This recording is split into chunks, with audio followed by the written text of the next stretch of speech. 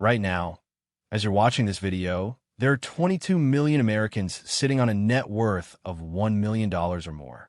That's not an estimate. That's not a guess. That's straight from Federal Reserve data. 22 million people in one country. And here's the part that will really mess with your head. 80% of them didn't inherit it. They didn't win it. They didn't get lucky with crypto. They built it. Quietly. Slowly. While living in normal houses, driving normal cars, and shopping at the same grocery stores as everyone else. So the real question isn't just how many Americans have $1 million. It's how do they get there? What does that million actually buy them in 2025? And why does almost nobody know what being a millionaire really looks like? That's exactly what we're breaking down today. And I promise, by the time this video ends, the way you think about wealth will never be the same. Let's get into it. So, how many millionaires are there in America right now? According to the Credit Suisse Global Wealth Report and data from the Federal Reserve, there are approximately 22 to 24 million Americans with a net worth of $1 million or more, out of roughly 335 million people total. Do the math, and that's about 7 to 8% of the adult population. So roughly 1 in every 13 Americans is technically a millionaire. Sounds like a lot, right? But before you get too excited, we need to break this down. Because millionaire is a very broad term, and the reality is far more nuanced than you'd expect. The vast majority, about 18 to 19 million Americans, fall in the $1 million to $5 million net worth range. These are everyday professionals, doctors, lawyers, small business owners, and disciplined long-term investors. Then there's the upper affluent group, roughly 3 to 4 million people sitting between $5 million and $30 million. Above that, we have the ultra-high net worth individuals, fewer than 200,000 Americans, with $30 million or more. Think CEOs, hedge fund managers, and celebrities. And at the very top, America has roughly 800 to 900 billionaires. That's less than 1,000% of the entire population. Okay, so we've got the numbers. But here's the thing. Being a millionaire in 2025 is not the same as being a millionaire in 1980. Inflation has completely changed the game. In 1980, $1 million had the purchasing power of roughly $3.5 to $4 million today. So if you're sitting on exactly $1 million net worth right now, you're not nearly as wealthy as that number sounds. And here's the big distinction most people miss. Net worth is not the same as cash. Most millionaires don't have $1 million sitting in a bank account. Their wealth is tied up in assets. Home equity, retirement accounts like 401(k), and IRAs, stocks, businesses, and real estate. For example, if you own a home worth $600,000, have $300,000 in your 401(k) and $100,000 in a brokerage account, congratulations, you're technically a millionaire. But you probably don't feel like one, do you? This is exactly why so many millionaires still worry about money. The wealth is real, but it isn't liquid. It can't all be spent tomorrow. So how do most Americans actually reach $1 million net worth? You might be picturing tech startup founders or Wall Street traders. But the reality is way more boring and way more achievable.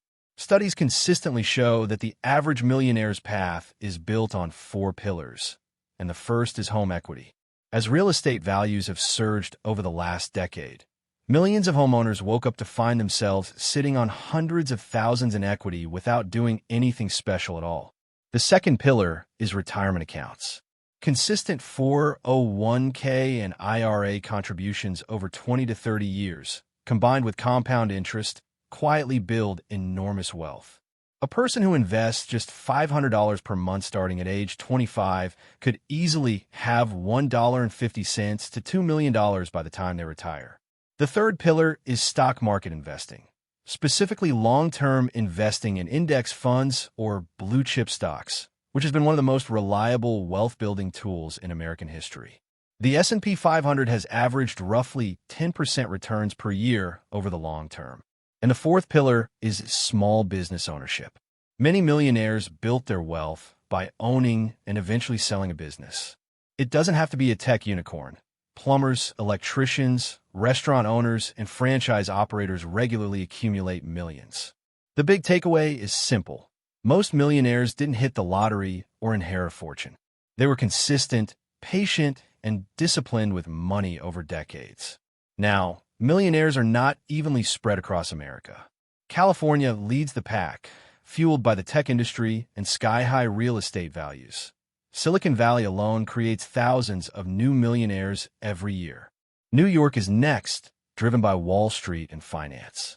Texas has seen a huge surge thanks to oil money, booming real estate, and the fact that there's no state income tax.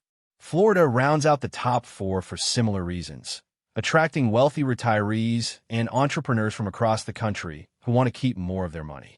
But here's the nuance that most people miss. $1 million net worth means very different things in different places. In San Francisco, $1 million barely buys you a two-bedroom apartment.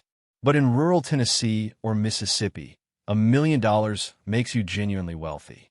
Location matters enormously when it comes to what wealth actually buys you. Now, we can't talk about millionaires without addressing the elephant in the room: income inequality and the wealth gap. The Federal Reserve Survey of Consumer Finances reveals something truly striking. The top 10% of Americans own about 67% of all the wealth in the country. The bottom 50% of Americans, that's 167 million people, share just about 2.5% of total national wealth. That's not a typo. The bottom half of America shares roughly 2.5 cents out of every dollar of national wealth.